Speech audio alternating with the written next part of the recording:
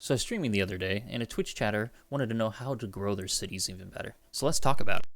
So, having farms and everything is your best bet there. Of course, for immediate food, there's also some things that are really helpful that a lot of people underestimate, and even I do this as well, is amenities. Amenities in your cities help out a ton. So right now, with amenities, if you look, I have a negative 10% non-food yields.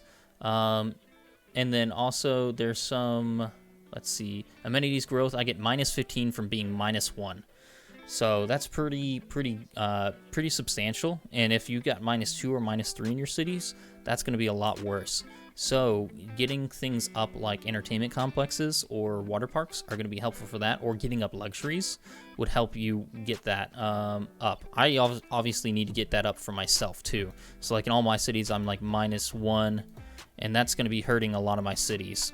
So I'm getting up some holy sites. These holy sites, since I have things like River Goddess, I get plus 2 amenities and plus 2 housing if a holy site is adjacent to a river. So that is helpful. Let's see. You could also, to make sure you get extra population, there is, if you're later in the game and still need to grow, you can get the neighborhoods, but you're saying like 5 out of 13 to make it 7 out of 13. So you're probably more in the early stages. So let's see what else. There's some policy cards that might help out.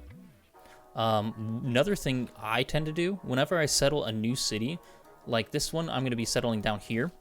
What I'm going to go do is immediately see if I can get another trade route or transfer one of my trade routes to that city and then do an internal trade route. An internal trade route can typically give you plus 2 to plus 3 food. And when you're starting off early, that plus 2 or plus 3 food is a heck of a lot better than nothing, so that you can grow pretty quickly.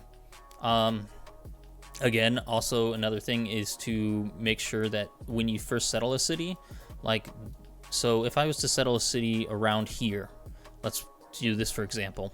Let's analyze what would probably be the best. So the thing is basically about food. Yes. So food is what gets you that. If you look at a city here, like my capital, you will be able to tell if you're going to be able to grow by using this toggle city details I have highlighted right here.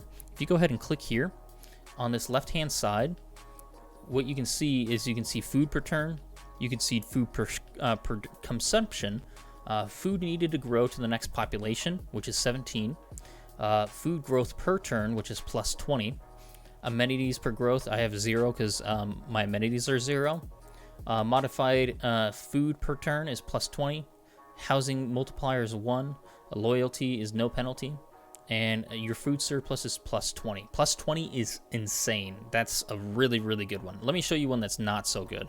That's plus 9.3, plus 3.4. So this one is pretty bad. One thing that is limiting me here, look at this housing multiplier. On my capital, let's go ahead and pop over there. My capital, it's 1. So I have 12 out of 15 population there, so 12 out of 15 housing there. But if you look at Angkor Wat, I have a 0.25 penalty. What that means is that this city very much needs more housing to lose this housing multiplier. This is incredibly stifling my growth.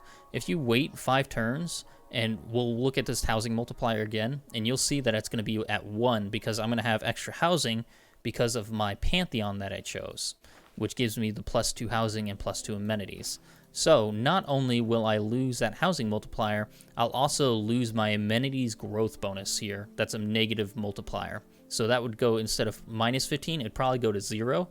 And then this housing multiplier is going to go to 1. So this is going to shoot up from 3.4 to about probably like 15 or 16, which is insane. So another thing you can do is in your city, whenever you click on it, you can actually prioritize food here. If you prioritize food, it might increase that number and focus on food. That way your cities can grow even quicker. So that's going to be your best bet there. Also, aqueducts are very helpful if there's droughts or anything like that. Aqueducts actually have the ability to help prevent droughts and prevents food loss during those, so you can continue growing. Let's see, what else would be very helpful in getting more food? So amenities, making sure you have enough housing, which it sounds like you do, based upon the 5 out of 13 and 7 out of 13. But yeah, the food is the basic thing there. There is some faith things that you can get that help out a ton. And also, getting these water mills and granaries are super important as well. It might not seem like it, but these things help out a ton.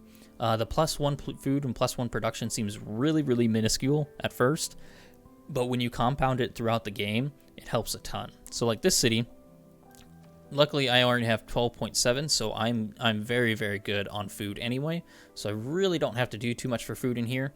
But if I wanted to grow even more, a granary and a water mill would help out a ton, which is what I would want to do here. Same thing I think in here, but I don't think I haven't built a water mill. I've built the granary though. So 1, making sure you have enough housing. 2, making sure you have good enough amenities. And then 3, making sure you have that good food surplus. So like sometimes like it might not be advantageous to actually chop the bananas or anything like that. And maybe working those so you get the 3 food rather than only having a 1 food, 1 production tile. Sometimes those are the best things to do. And that's what I tend to do. That's what I tend to look for. So like this city is a new city. It has a 3.4, so it's going to have some issues here. But I have enough housing in here.